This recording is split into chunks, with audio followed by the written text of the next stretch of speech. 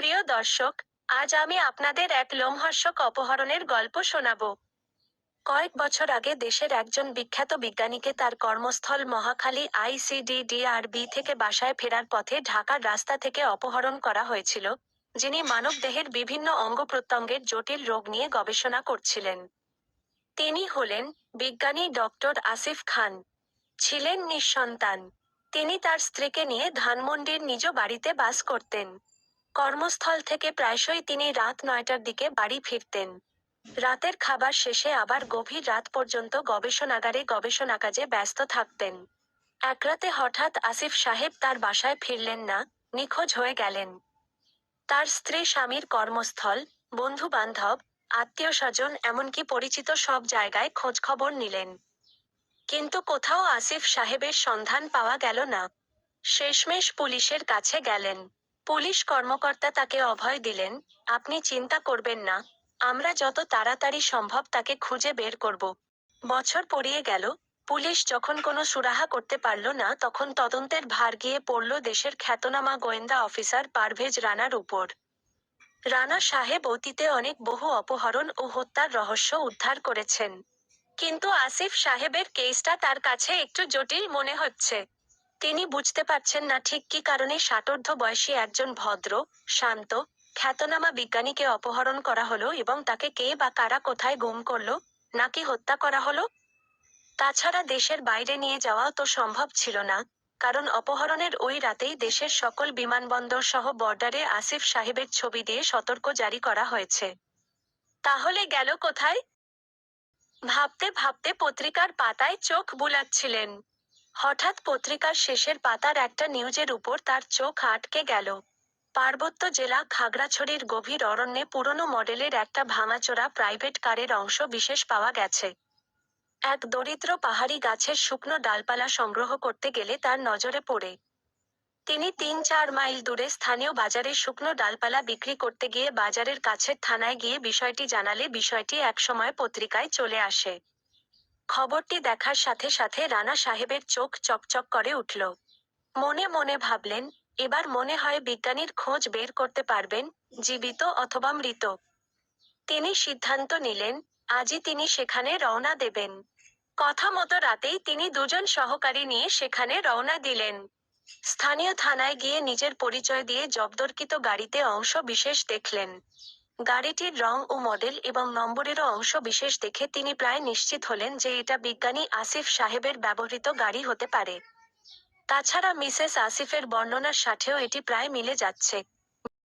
এরপর আর দেরি না করে থানার একজন কনস্টেবলকে সাথে নিয়ে রওনা দিলেন গাড়িটির ভাঙা অংশ যেখানে পাওয়া গিয়েছিল, সেই গহীন জঙ্গলে। আশেপাশে অনেক খোঁজাখুঁজি করেও কোনো ক্লু পাওয়া গেল না। এক পর্যায়ে টিম নিয়ে পাহাড় বেয়ে বেয়ে সামনের দিকে মাইল ২ যেতেই চোখে পড়ল, দূর পাহাড় বেয়ে নেমে আসা ঝর্ণার স্বচ্ছ পানির ছোট খালের মতো এঁকেবেঁকে বয়ে চলেছে। এভাবে তিনি ছড়ার পাড় ধরে হেঁটে গেলেন আরো কিছু দূর। ভাবতে লাগলেন, এমন জনমানবহীন গহীন জঙ্গলে প্রাইভেট কার এলো কোথা থেকে?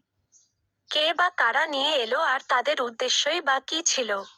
ভাবতে ভাবতে হঠাৎ চোখে পড়ল, পানির পাশে আটকে থাকা ছোট্ট একটা কাগজের নৌকার ওপর। রহস্য আরো বেড়ে গেল।